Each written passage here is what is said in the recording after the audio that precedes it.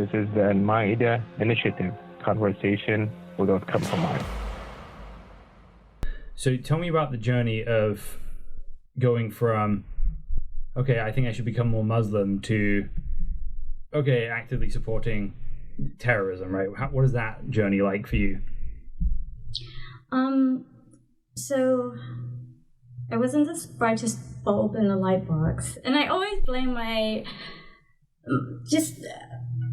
again, if I had been allowed to be a free thinker and allowed to think, like, if I had the freedom, if I'd been raised with the freedom to think for myself, I wouldn't have been such a follower. So I had this new group of friends that I wanted to be accepted, and they were from al-Muhajirun, Hizb ut-Tahrir, Salafi, al-Qaeda. This was my gang. This was my girl club that had my back, and I let them think for me. So when they told me, oh, look, come home to my house and meet my parents, and they'll explain to you how al-Qaeda and bin Laden saved the Muslim world from the Soviet Union, and we're the Mujahideen are heroes and Muslim warriors. And I was like, totally fell in love with that image, and with rose-colored glasses.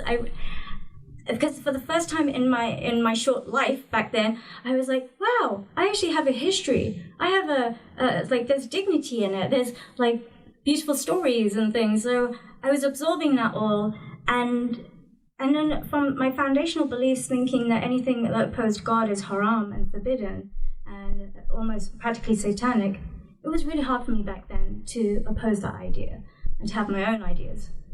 Well, to be fair, if anyone told me today the Soviet Union is haram, I'm like, fair enough. Yeah. They killed more people in history than Islamists. Right.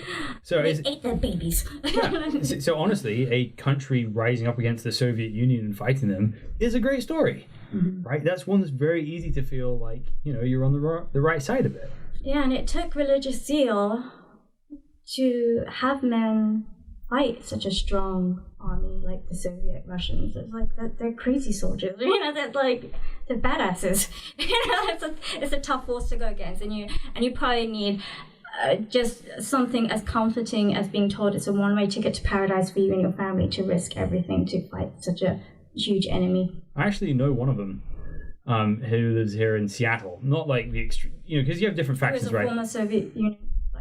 Like a Mujahideen, yeah. Not one of the kind of like, not one of the more, because there's factions, right? Not one of the more extreme ones. There were good ones too, reasonable ones. And so he seems like a very, reasonable guy. But my experience with him is my friend Anwar, right? I lent him some video games because it was COVID and he works at the ER, needed a break.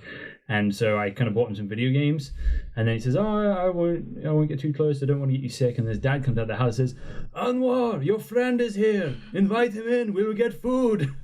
Well, why not when you put all your trust in God? Yeah. I mean, seriously, it made me do some crazy brave things, and it could be called stupid things, but when you believe in God, and it gives you strength and power that you would not ordinarily have. But again, if it's the wrong God, it will make you can be a very good, normal human being, and one day, and then do some crazy, bad things, crimes the next.